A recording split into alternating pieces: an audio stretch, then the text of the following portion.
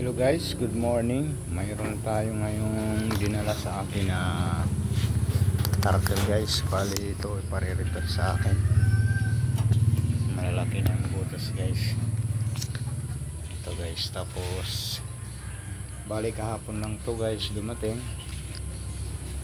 At ito ang aking susunod ngayon. Ito yung kanyang gulong guys.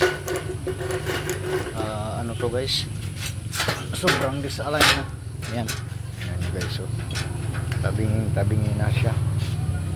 Kaya ang gagawin ko dito align ko dito sa kanyang body.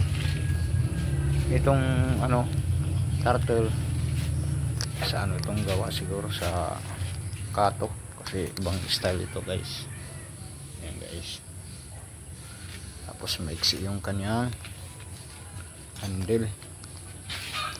Bali yan ang aking re-repair ngayon.